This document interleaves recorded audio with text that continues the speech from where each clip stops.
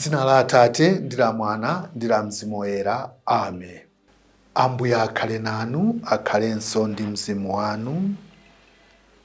Tikulandireni ku programu ya Tilankhuleni Ambuye. Lero ndi la chisanu la mulungu woyamba wa nyengo ino ya Lent. Ndipo mawu oyamba alero akuchokera m'buku la mprofeti Ezekiel. Mutu 18 ndi 121 mpaka 28.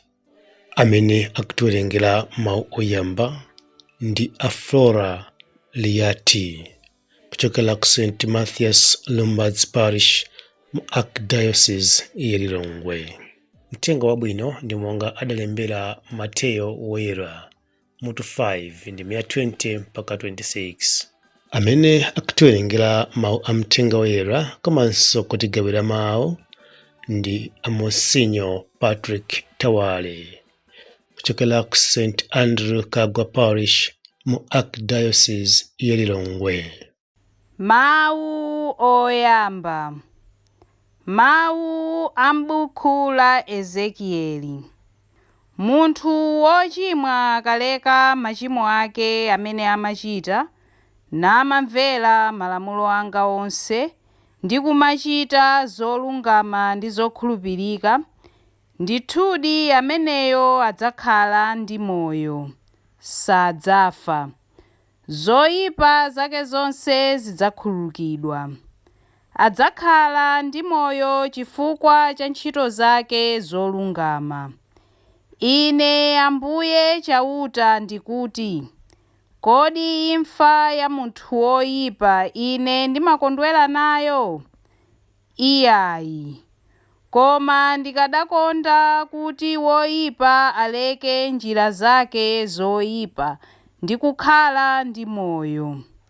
Koma munthu wabwino akasanduka woyipa, namachita zonyansa za mitundu yonse zimene anthu amachita, kodi munthu woteroyo nkukhala ndi moyo? Iyayi. Ntchito zake zonse zabwino sizidzakumbukika. Wapalamula, wachimwa, adzafa basi.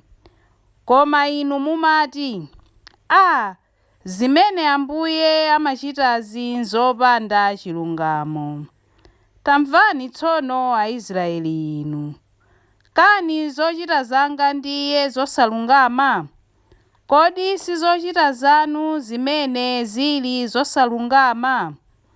Ngati munthu wabwino aleka kuchita zoyenera namachita zoyipa, adzafa chifukwa cha zoyipa zakezo.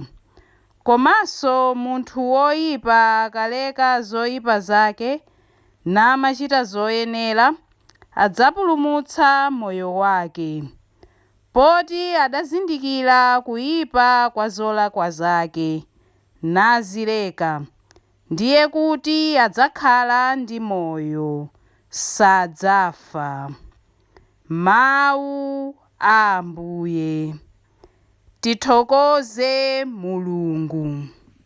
Ambuye akhale nanu.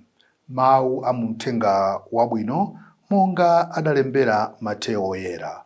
Ulemu kwa inu Ambuye. Pa nthawi yomweyo Yesu adati, n'chifukwa chake ndikuwuzani kuti ngati kukhulupirika kwanu sikuposa kukhulupirika kwa aphunzitsi malamulo ndi kwa Afarisi, simudzalowa konse mu ufumu wakumwamba. Mudamva kuti anthu akale aja adawalamula kuti usaphe, aliyense wopha mnzake adzayenera kuzengedwa ku bwalo la milandu. Chabwino, koma ine ndikukuwuzani kuti aliyense wopsera mtima m'bale wake adzayenera kuzengedwa ku bwalo la milandu. Aliyense onena mnzake kuti wopanda pake iwe adzayenera kuzengedwera ku bwalo lapamwamba. Ndipo aliyense onena mnzake kuti chitsiru adzayenera kukaponyedwa ku moto wa ku Gehena. N'chifukwa chake ngati wabwera ndi chopereka chako kuguwa, nthawi yomweyo nkukumbukira kuti mnzako wina ali nawe mkanthu, siya chopereka chakocho kuguwa komweko, ndipo pita kayambe wayanjana naye mnzakoyo, pambuyo pake ndiye ubwere kudzapereka chopereka chako chija. Uziyanjana msanga ndi mnzako wa mlandu mukali pa njira yopita ku bwalo la milandu, kuopa kuti angakakupereke kwa woweruza, woweruzayo angakakupereke kwa msilikali, ndipo msilikaliyo angakakuponye mndende. Ndithu ndikunenetsa kuti sudzatulukamo mpaka utalipira zonse. Mthenga wa Ambuye.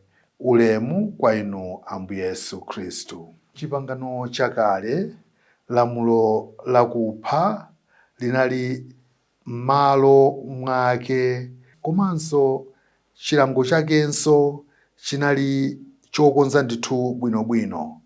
Koma Ambuye akuti tisamangoyima pa mlandu wa kupha ayi, koma maganizo, mapulani, chilakolako choti uphe munthu, chimenecho ndithu n'chimodzimodzi ngati kupha komwe, kukhala ndi mkwiyo, kukhala ndi chidani, kukhala ndi maganizo ndi kupha kumene.